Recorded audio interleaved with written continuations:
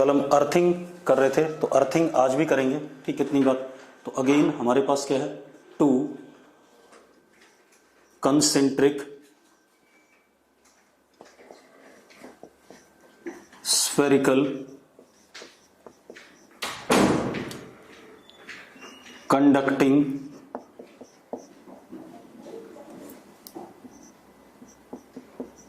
Shells,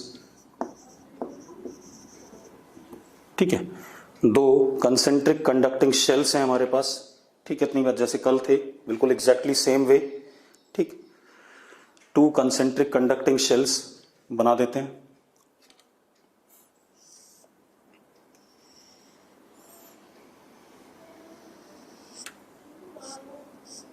एक हमारे पास ये, इसका रेडियस स्मॉल ए,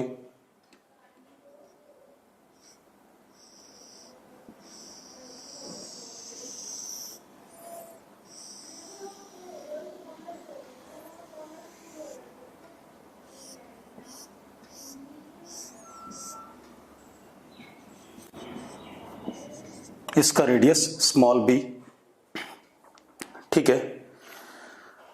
अब हमने क्या करा,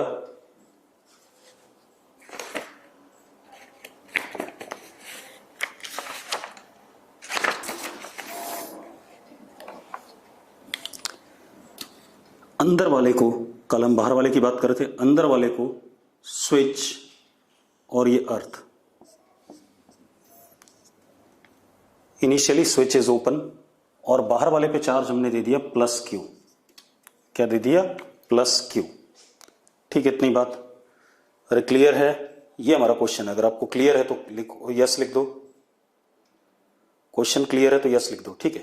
अब हमने क्या करा बेटा, पहले हम एस ओपन पे सारी सिचुएशन देख लें, ठीक है।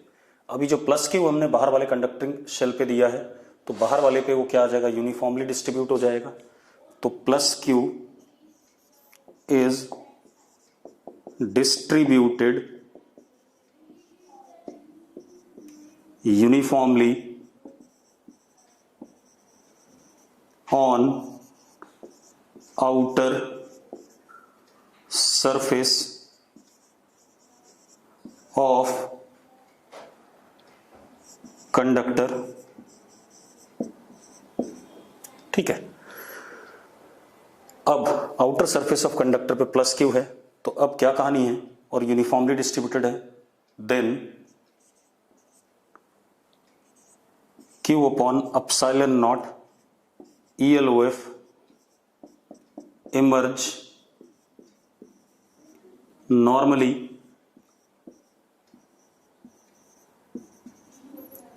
or radially from outer surface of conductor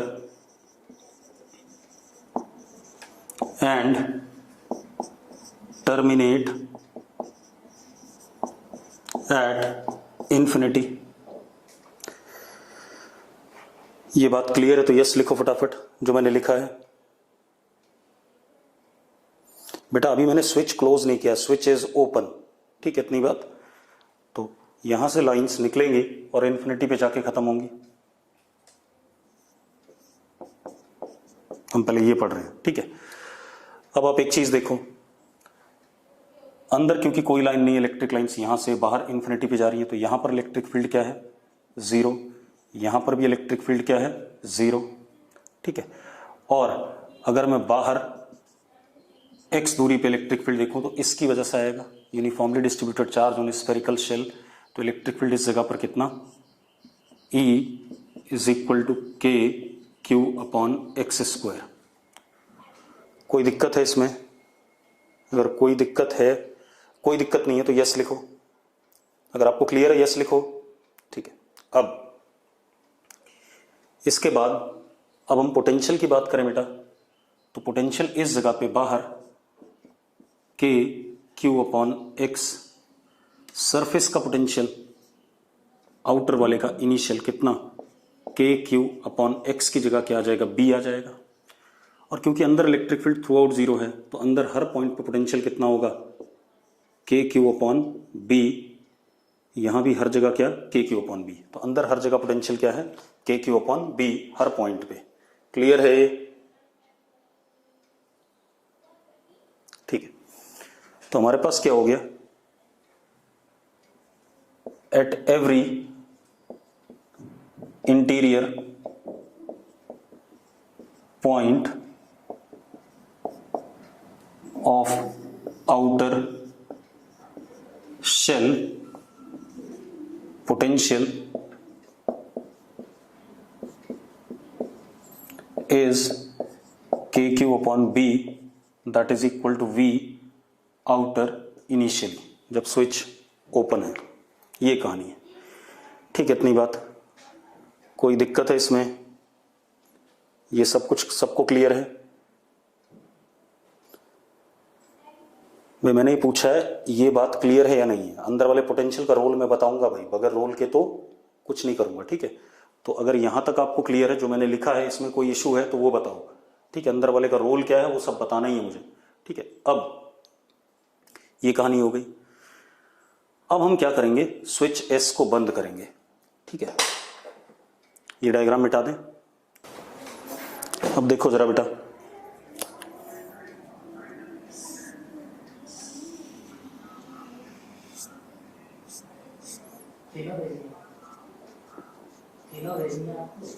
A radius,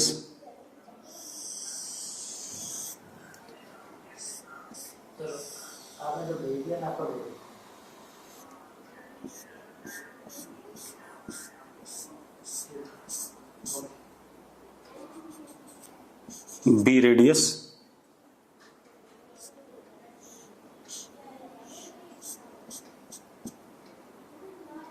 S.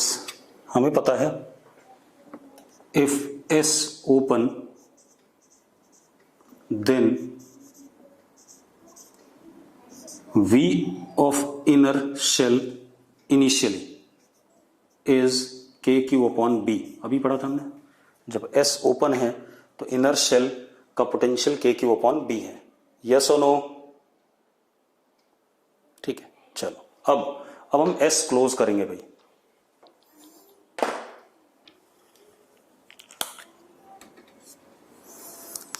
Now S is closed। अब एक बात बताओ, अगर आप ध्यान से देखो तो V इनिशियली इनर वाला is greater than V of earth, as V of earth is 0 always.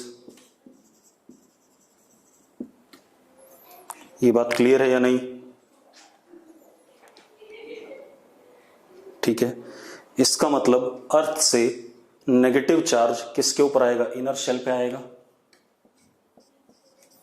अर्थ से नेगेटिव चार्ज इनर शेल पे आएगा कि नहीं आएगा? मान लेते हैं पॉजिटिव आ रहा है प्लस क्यू ई, तो इस पे प्लस क्यू ई आया। कब तक आएगा? जब तक इनर शेल का पोटेंशियल अर्थ के पोटेंशियल के बराबर नहीं हो जाता। मतलब क्या, जीरो नहीं हो जाता। यस और नो? ठीक है, तो मैं क्या कह रहा हूं,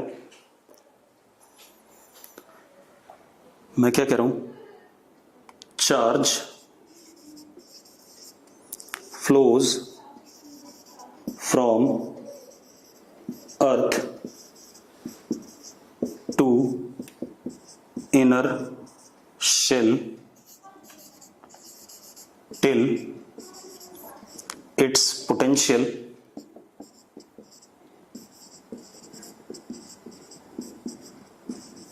is equal to V of earth that is 0। यही कहानी है। ठीक है, तो बेसिक कंडीशन क्या हो गई कि इनर शेल का पोटेंशियल क्या हो गया, 0 हो गया। ठीक है, इतनी बात। अब इनर शेल का पोटेंशियल 0 हो गया, V inner finally is also what, 0। अब निकाल लेते हैं पोटेंशियल। अब आप देखो यहां पे प्लस क्यू आया हुआ है। ठीक है, इतनी बात। इस प्लस क्यू की वजह से इस शेल के सरफेस का पोटेंशियल कितना होगा, हमने क्या कहा, V इनर फाइनली इज 0। ये दो की वजह से होगा, एक V due to plus Q E and एक V due to plus Q on outer shell. इन दोनों की वजह से होगा, इज इक्वल टू व्हाट 0। तो ये हो गया के क्यू ई अपॉन ए, सरफेस पे है के क्यू ई अपॉन ए, और इसकी वजह से कितना था plus K Q upon B is equal to 0। तो जरा देखो Q E is equal to minus Q A upon B, ये आ गया कि नहीं आ गया? मतलब नेगेटिव चार्ज अर्थ ने इनर शेल को कितना दिया मैग्नीट्यूड में, क्यू ए अपॉन बी। सबको क्लियर है? तो यस लिख दो फटाफट। बहुत बढ़िया। चलो अब जरा देख लें फाइनल अरेंजमेंट क्या है हमारे पास।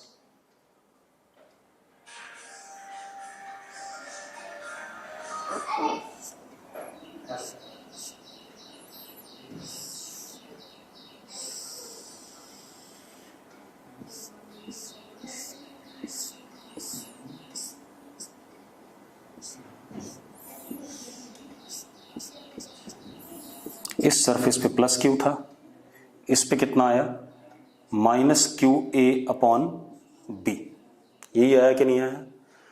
अब इस पे minus Q A upon B आया तो इसका मतलब इसके ऊपर इतनी लाइंस खत्म होंगी। खत्म कैसे होंगी? जब यहां पर क्या आएगा plus Q A upon B, इससे लाइंस निकल करके इस पे खत्म हो, और यहां प्लस, तो टोटल चार्ज तो यही था, तो इसमें से इतना चार्ज क्या हुआ होगा, गायब हुआ होगा। ये फाइनल अरेंजमेंट है चार्जेस का कि नहीं, चेक कर लो।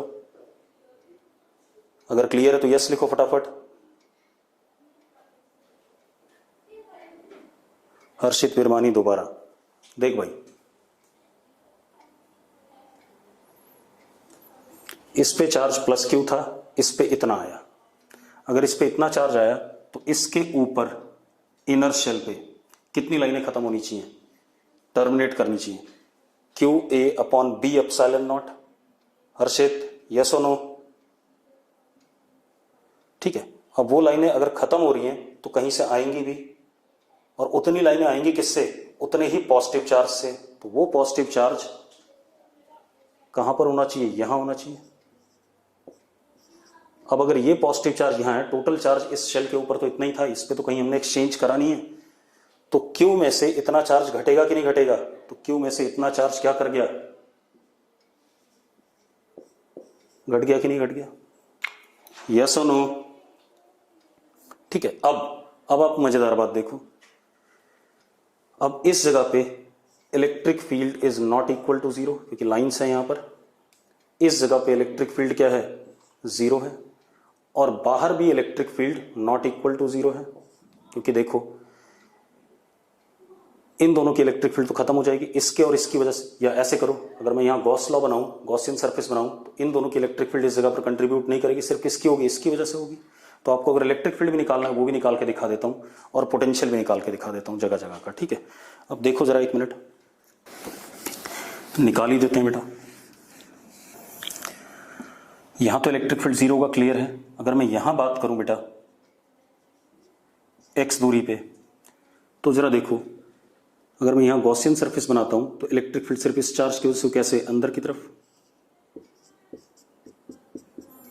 के Q A upon B X square, ये आएगा कि नहीं आएगा? और अगर मैं बाहर बात करता हूं बेटा, यहां गॉसियन सरफेस बनाऊं ऐसे, तो ये दोनों चार्ज तो 0 हो गया, इनक्लोज्ड, यही वाला बचा, तो इलेक्ट्रिक फील्ड क्या हो जाएगा, ऐसे, E is equal to K Q 1 minus A upon B upon what, X square. अगर आपको क्लियर है तो यस लिखो फटाफट।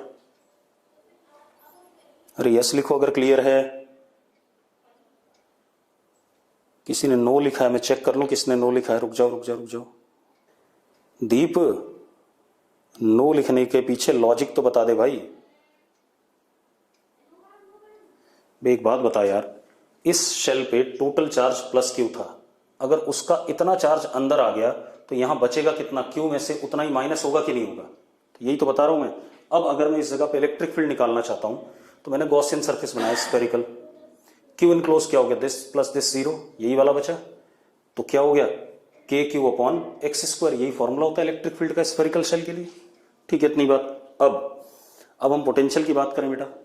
अगर हम पोटेंशियल की बात करें तो इस जगह पे पोटेंशियल, यहां पर V इज K Q, इन दोनों की वजह से पोटेंशियल जीरो होगा। ठीक है, K Q 1 minus A upon B upon what X, ये पोटेंशियल आएगा। अगर सरफेस पे आ जाए, आउटर सरफेस पे फाइनली, तो कितना K Q upon B 1 minus A upon B, X की वैल्यू B हो गई। और इनर सरफेस का पोटेंशियल क्या है? इनर सरफेस का पोटेंशियल क्या है? जीरो है फाइनली, क्योंकि अर्थ हो रखा है। क्लियर है भाई? इनर सरफेस का पोटेंशियल क्या है? जीरो है, क्योंकि वो क्या हो रखा है? अर्थ हो रखा है। तो ये हमारे अर्थिंग के दो सवाल हो गए, दो क्या तीन हो गए। ठीक है, और देखते हैं बेटा। अब देखो, इसी पे इंटीजर टाइप अगर मुझे सवाल बनाना हो तो कैसे बनेगा वो चेक कर लेते हैं। हमारे पास 4 कंसेंट्रिक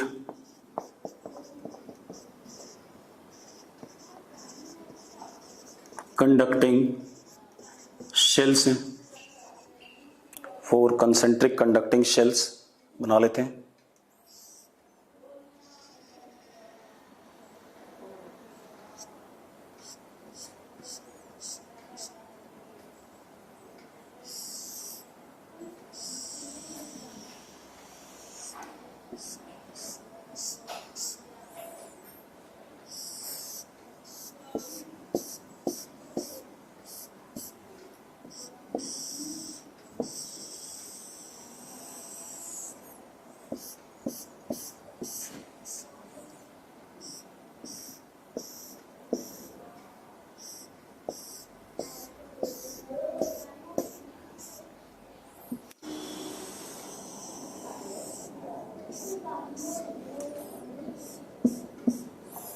चार शेल हैं, radius A, 2A, 3A and 4A respectively.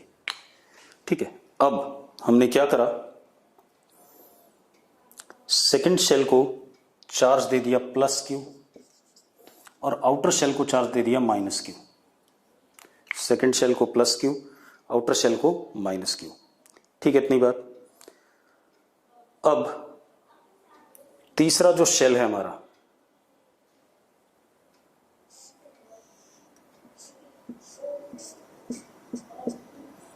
S, ये shell A, B, C and D।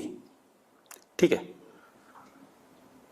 On closing switch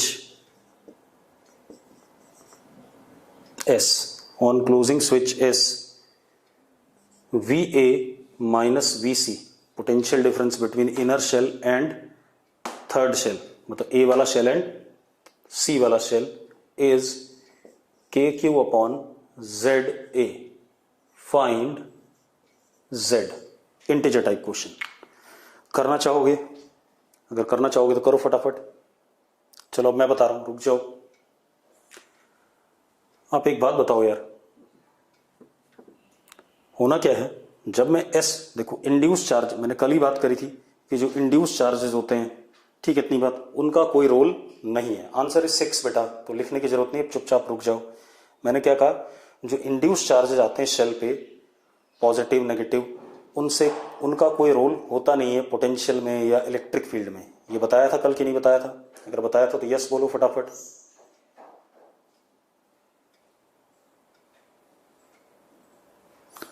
तो अब हम इतना बड़ा नहीं खींचेंगे सवाल को कि पहले हम S ओपन में पोटेंशियल निकालूं, फिर S क्लोज में पोटेंशियल निकालूं। मैं क्या करूंगा, मैंने क्या कहा, अगर मैं स्विच बंद करता हूं तो C का पोटेंशियल क्या हो जाएगा? जीरो।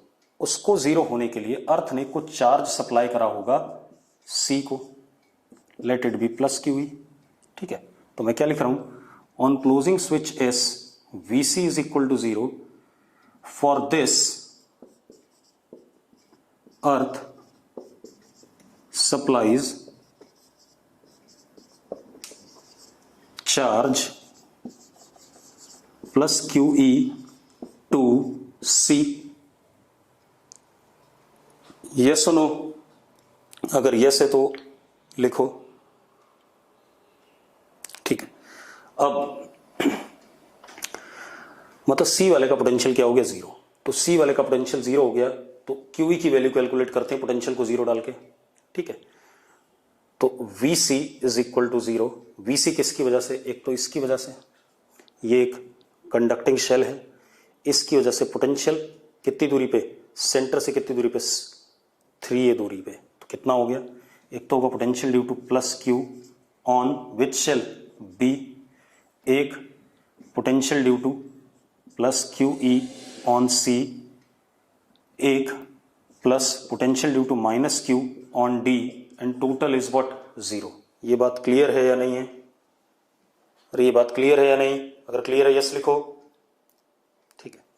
तो अब किसी भी कंडक्टिंग शेल की वजह से पोटेंशियल उसके बाहर के क्यू अपॉन एक्स होता है। तो सेंटर से एक्स दूरी कितनी है, कितना है, 3a है। तो बेटा कितना हो गया, के Q upon 3a plus K Q E upon 3a, जो सरफेस का पोटेंशियल होता है वही देखना था, माइनस के क्यू। अब जो इसके सरफेस का होता है अंदर वही पोटेंशियल होता है शेल के अंदर हर जगह। तो कितना हो गया, minus K Q upon 4a, this is equal to zero. ये आ गया कि नहीं आ गया? अगर आपको क्लियर है तो यस लिखो फटाफट। रुक जाओ, एक बच्चे ने लिखा नहीं क्लियर है, रुक जाओ उसको पकड़ लेते हैं। तो मुझे आंसर बताने की कोशिश मत करो, जब मैंने कह दिया आंसर 6 है तो 6 है, ठीक है। एक बच्चे ने कुछ लिखा है, सर बी में 2a नहीं आना चाहिए। बी में कौन सा, लड़की इस शेल से, शेल के सरफेस पे नहीं निकाल रहे हो, इस पे निकाल रहे हो। तो इसकी दूरी यहां से सेंटर से कितने, इसके सेंटर से कितनी है, 3a है, तो यहां 3a आएगा, ठीक है।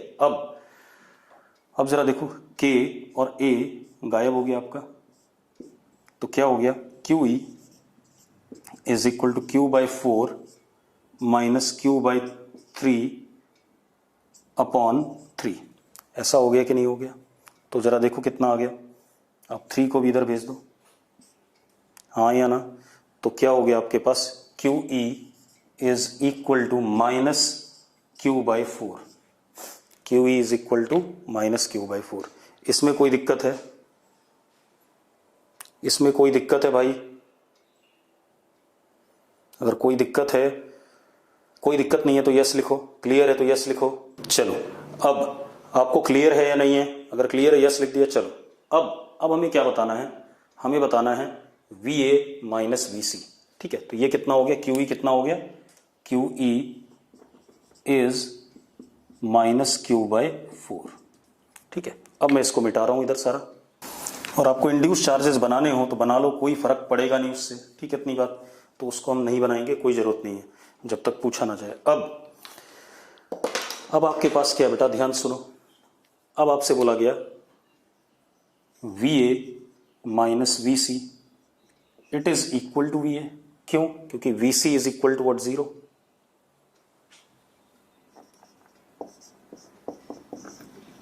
हाँ या ना? अरे हाँ या ना? ठीक है। चलो अब वी ए निकाल लेते हैं। तो एक बात बताओ यार, ये शेल है, इस पे चार्ज प्लस क्यू है, इसके अंदर तो V A is due to V plus Q on B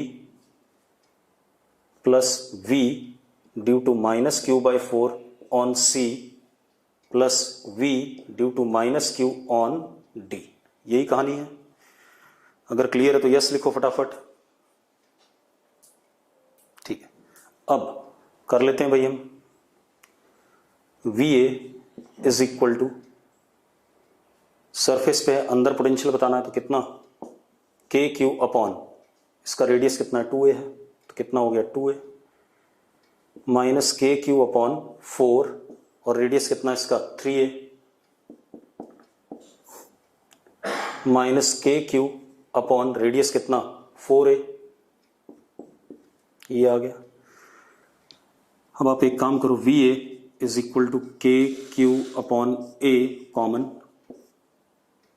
1/2 minus 1/12 minus 1/4।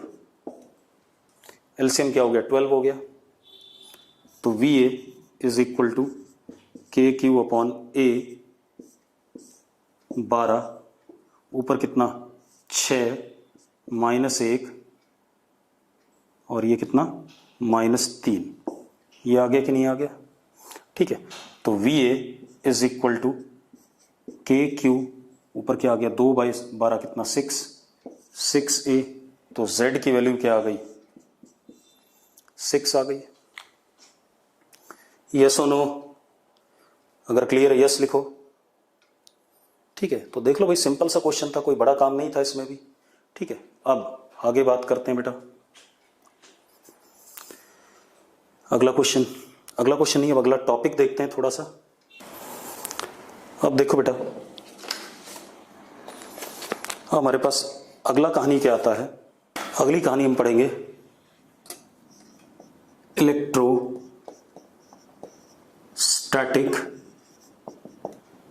Field energy और इलेक्ट्रोस्टैटिक एनर्जी डेंसिटी। बड़ा इंपॉर्टेंट सा टॉपिक है, बड़ा अच्छा है। तो इलेक्ट्रोस्टैटिक फील्ड एनर्जी या इलेक्ट्रोस्टैटिक एनर्जी डेंसिटी। ठीक है, अब कहानी क्या, आप ऐसे देखो, मेरी बात सुनो, पहले समझ लो। मेरे पास कोई ये चार्ज सिस्टम है,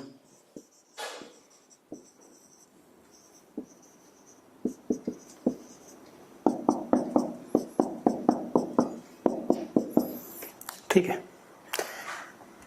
इस जगह पे अगर मैं प्लस Q0 को रिलीज करता हूं,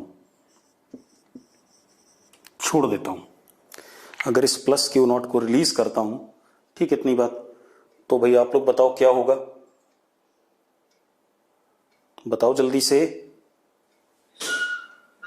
दूर भागेगा, क्या करेगा, दूर भागेगा, बिल्कुल सही बात है। ठीक है, दूर भागेगा मतलब भागेगा जरूर, वर्ड क्या आ रहा है, भागेगा। मतलब अगर plus Q0 released, then it will gain kinetic energy. करेगा कि नहीं करेगा भाई, यस और नो? काइनेटिक एनर्जी गेन करेगा कि नहीं करेगा, बिल्कुल करेगा। ठीक है, इतनी बात। लेकिन at what expense this will gain kinetic energy. अब समस्या ये है कि काइनेटिक एनर्जी आ कहां से रही है। हाँ, it will gain kinetic energy at the expense of loss of potential energy of system and plus Q0। मानते हो या नहीं मानते हो? क्योंकि मैकेनिकल एनर्जी टोटल कंजर्व रहनी थी, क्योंकि कंजर्वेटिव फोर्स है। तो अगर काइनेटिक एनर्जी गेन कर रहा है तो पोटेंशियल एनर्जी क्या करेगा, लूज करेगा। ठीक है, इतनी बात। इसका मतलब अगर यहां प्लस Q0 ना होता तो भी एक फील्ड जरूर थी। ठीक है, इतनी बात, जिसकी वजह से ये यहां पे टेस्ट चार्ज आते ही क्या गेन कर रहा है, काइनेटिक एनर्जी गेन कर रहा है। जैसा हमने पोटेंशियल एनर्जी डिफाइन करते हुए करा था कि इलेक्ट्रोस्टैटिक पोटेंशियल डिफाइन करते हुए करा था कि कोई सिस्टम ऑफ चार्ज है तो अपने आसपास एक स्केलर फील्ड डेवलप कर लेता है। जब उस स्केलर फील्ड के साथ कोई टेस्ट चार्ज इंटरेक्ट करता है तो सिस्टम और उस टेस्ट चार्ज की क्या बन जाती है, पोटेंशियल एनर्जी आ जाती है। ठीक है, इतनी बात। तो अब इसका मतलब क्या गेन करेगा, काइनेटिक एनर्जी गेन करेगा। ठीक है, इतनी बात, at the expense of loss of potential energy. ठीक है, इतनी बात। अब जरा देखो, जरा इलेक्ट्रोस्टैटिक एनर्जी डेंसिटी को निकालते हैं। आपके पास सपोज एक कंडक्टर है, चार्ज्ड कंडक्टर, आपने इसको चार्ज दे दिया। ठीक है, इतनी बात।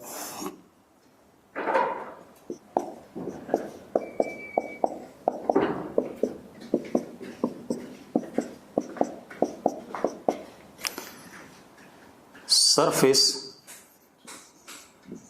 Charge density on conductor sigma inversely proportional to radius of curvature such that E inside conductor is what, 0. V on surface of conductor is equal to V inside, क्योंकि equipotential body होती है। हाँ या ना? अगर यस है तो yes लिखो फटाफट, ये कई बार लिख चुके हैं हम। ठीक है बेटा, मुझे आप आंसर मत दिया करो, जितना पूछो उतना बताया करो, ठीक है। अंदर एनर्जी होगी या नहीं होगी वो बात अलग है। और हमने कहा भी था अगर इक्विपोटेंशियल है तो मुझे कोई वर्क करने की जरूरत नहीं पड़ती एक जगह से दूसरी जगह पर। तो यही मतलब हुआ कि कोई एनर्जी नहीं है अंदर। किसी बच्चे ने लिखा कि अंदर कोई एनर्जी नहीं होगी, बिल्कुल सही बात है। अगर मैं यहाँ प्लस क्यू नॉट रखूँ तो निकम्मो इस पर कोई फोर्स लगेगा ही नहीं। अब इस पर अगर कोई फोर्स नहीं लगेगा तो ऑब्वियस सी बात है इलेक्ट्रोस्टैटिक फोर्स नहीं लगेगा तो it will not gain what, kinetic energy. और ये तो पढ़ा ही हमने, अगर इक्विपोटेंशियल बॉडी है या सरफेस है तो work done by electrostatic force in moving attached charge on equipotential surface और between two equipotential points is what, 0। ठीक है, तो वो तो लिखने की जरूरत ही नहीं है। ठीक, अब लेकिन from surface ELOF emerge normally and terminate at infinity। इसमें कोई दिक्कत नहीं है। अब मान लेते हैं इस जगह पे चार्ज डेंसिटी इतने से, क्योंकि नॉन यूनिफॉर्म है, अलग अलग जगह पे अलग अलग होगी। इस जगह पे चार्ज डेंसिटी कितनी, प्लस सिग्मा है या नहीं? मान लिया हमने, यहां पर क्या है, प्लस सिग्मा है। यस और नो? ठीक है। अब इस जगह पे इलेक्ट्रोस्टैटिक प्रेशर आपने पढ़ा है sigma square upon 2 epsilon not. मैंने डिराइव कराया, आपको कराया है या नहीं कराया है? ठीक है, मतलब इस जगह पर जो प्रेशर बाहर की तरफ एक्सर्ट हो रहा है फोर्स प्रेशर की वजह से कितना है, मतलब pressure sigma square upon 2 epsilon not है। अब आप एक चीज देखो, मतलब ये जो छोटा सा पोर्शन है ये भी क्या करना चाहता है, बाहर जाना चाहता है। मतलब जैसे हम पढ़ते थे excess pressure in soap bubble, तो सोप बबल क्या करता था, एक्सपेंड करना चाहता था, और उसके अगेंस्ट में क्या आता था, सरफेस टेंशन का फोर्स जो उसको एक्सपेंड करने से क्या करता था, रोकता था। तो यहां पर क्या है, ये एक इलेक्ट्रोस्टैटिक प्रेशर है जो इसको एक्सपेंड कराना चाहता है। तो मैंने क्या करा, अगर ये एक्सपेंड करेगा, ठीक है, इतनी बात, तो इलेक्ट्रोस्टैटिक फोर्स की वजह से एक्सपेंड करेगा। और अगर इलेक्ट्रोस्टैटिक फोर्स पॉजिटिव वर्क करता है तो पोटेंशियल एनर्जी का क्या होता है, लॉस होता है। ठीक है, तो हम ये कह सकते हैं कि minus du loss of potential energy is dw electrostatic, या आप माइनस इधर भेज दो तो डेफिनेशन ही आ गई चेंज इन पोटेंशियल एनर्जी की। यस और नो? अरे यस और नो? ठीक है, तो अब आप देखो minus du is equal to what is work done by pressure, P electrostatic into what, dv, P electrostatic into dv, pressure into change in volume is what, work done। Force से ना करके मैं प्रेशर से कर रहा हूं। कोई दिक्कत है इसमें? अगर दिक्कत है तो, अगर कोई दिक्कत नहीं है तो यस लिखो फटाफट। ठीक है, अब आप ऐसे देखो, अगर हम मैग्नीट्यूड की बात करें सिर्फ, तो du electrostatic potential energy, change in electrostatic potential energy पर unit volume is equal to P electrostatic. लिख सकता हूं कि नहीं लिख सकता हूं?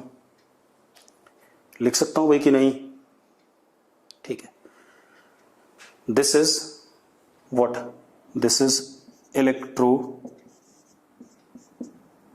This is change in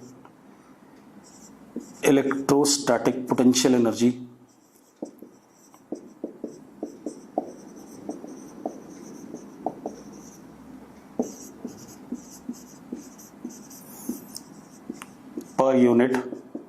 volume, इसी को हम क्या कह सकते हैं, एनर्जी पर unit volume is called as what, energy density.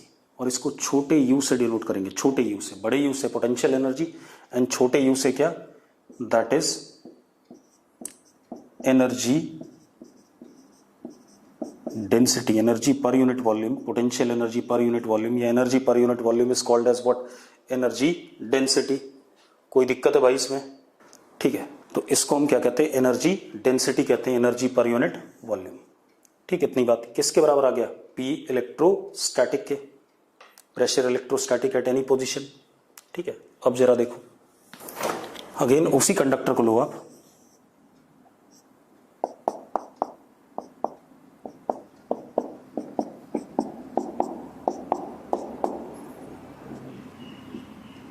छोटे से पोर्शन पे चार्ज डेंसिटी क्या था, plus sigma, you is what, pressure electrostatic, energy density इस जगह पे। ठीक है, what is electrostatic pressure, sigma square upon 2 epsilon not. अगर आपको याद हो ना, जब हमने डायमेंशन वाला चैप्टर करा था तो वहां पर हमने एक सवाल करा था, एनर्जी डेंसिटी और इलेक्ट्रोस्टैटिक प्रेशर, सॉरी प्रेशर की डायमेंशन क्या होती है, सेम होती है। अब आप एक काम करो बेटा, इस जगह पर जस्ट सरफेस के बाहर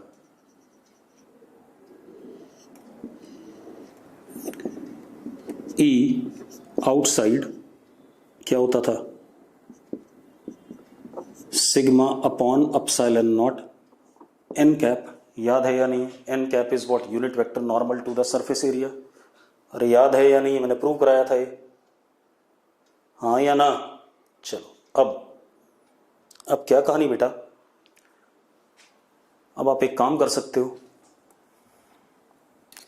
U इज इक्वल टू, या प्रेशर इलेक्ट्रोस्टैटिक U दोनों बराबर ही होते हैं, sigma square upon 2 epsilon not का स्क्वायर इनटू एप्सिलॉन नॉट। मैंने एप्सिलॉन नॉट से मल्टीप्लाई करा, एप्सिलॉन नॉट से डिवाइड कर दिया। ठीक है, इतनी बात। What is this thing, sigma upon epsilon not, sigma upon epsilon not is what, E eight that position, electric field at that position और नॉट। अरे sigma upon epsilon not E है या नहीं, net electric field at that position. तो energy density U या P electrostatic can be written as half epsilon not into E square.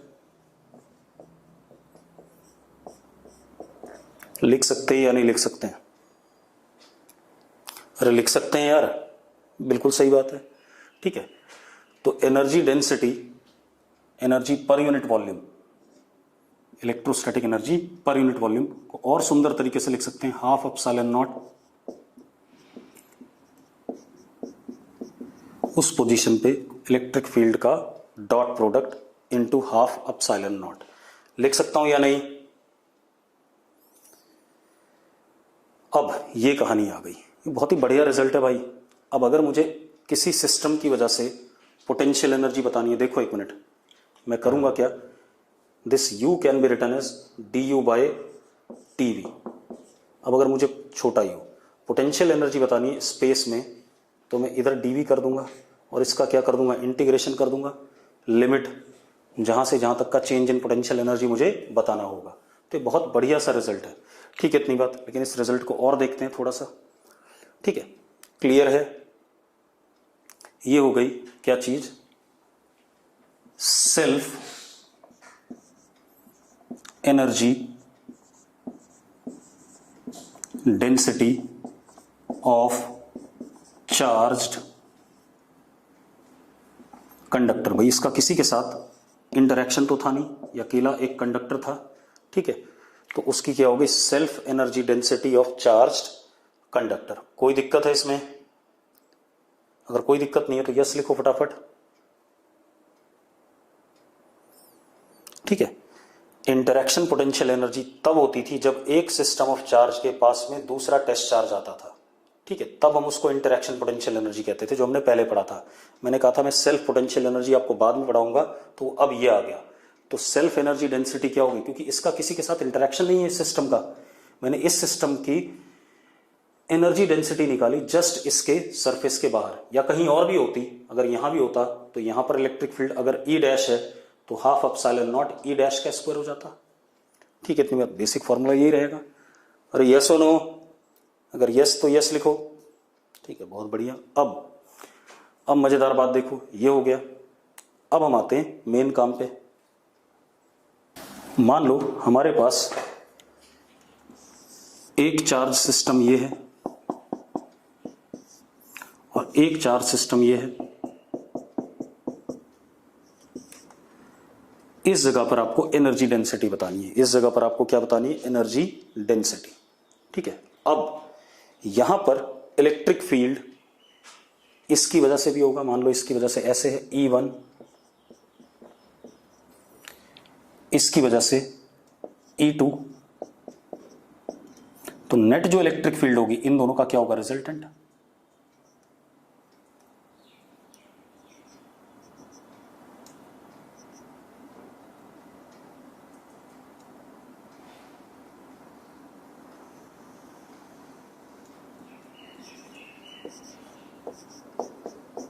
अब मजेदार बात देखो, इसकी खुद की सेल्फ एनर्जी होगी, इसकी खुद की सेल्फ एनर्जी, क्योंकि दोनों एक दूसरे के आसपास है तो इन दोनों की कुल मिला के इंटरैक्शन एनर्जी भी होगी। तो यहां पर तीनों चीजें हैं, दोनों की सेल्फ प्लस दोनों की क्या, इंटरैक्शन एनर्जी। क्लियर है? अब निकाल लेते हैं इस चीज को। ठीक है, तो अगर मैं इस जगह पे, इस पॉइंट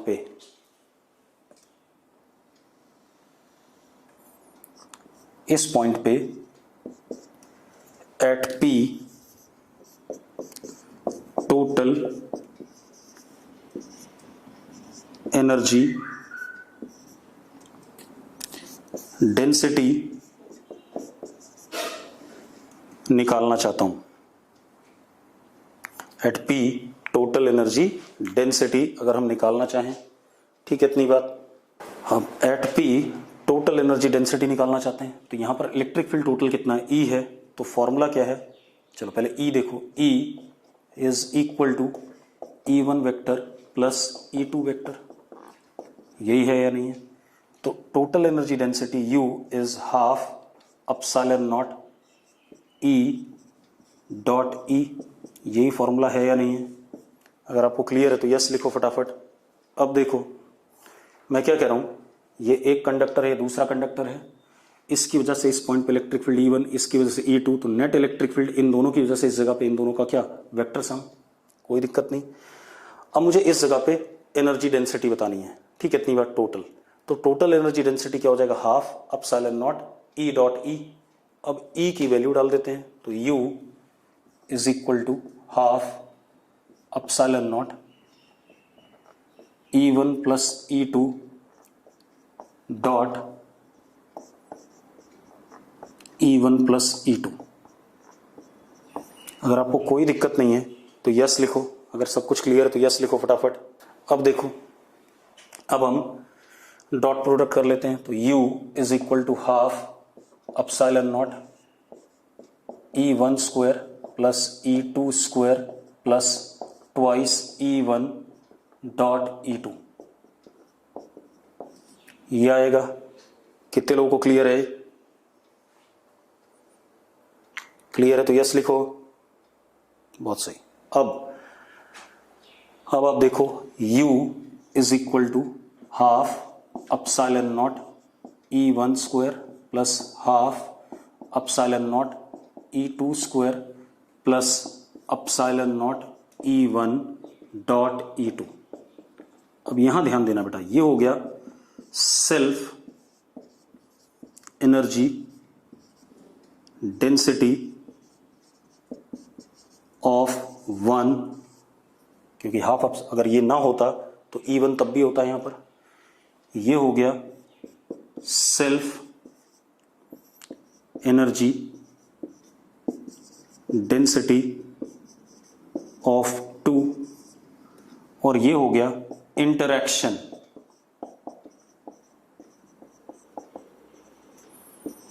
एनर्जी डेंसिटी। अगर क्लियर है तो यस लिखो फटाफट। बस हर्षित को 2-3 लोगों को क्लियर है, ठीक है। चलो ये आ गया अपने पास, ठीक है। तो अब इसका बहुत बड़ा एप्लीकेशन है। अगर मैं पूरे स्पेस में किसी टेस्ट चार्ज को इन्फिनिटी से इस जगह पे ला रहा हूं तो मैं क्या करूंगा, इस u को लिखूंगा सीधे सीधे du अपॉन dv, इस dv को यहां भेज दूंगा और इंटीग्रेट कर दूंगा इन्फिनिटी से लेकर के इस पॉइंट तक। मतलब dv को इधर भेजूंगा, इधर भेजूंगा, इधर भेजूंगा और इंटीग्रेट कर दूंगा, मुझे पूरा का पूरा क्या मिल जाएगा, potential energy of the system. अरे क्लियर है कि नहीं है, ठीक है। चलो अब आज हम इस लेक्चर को यहीं छोड़ेंगे भाई।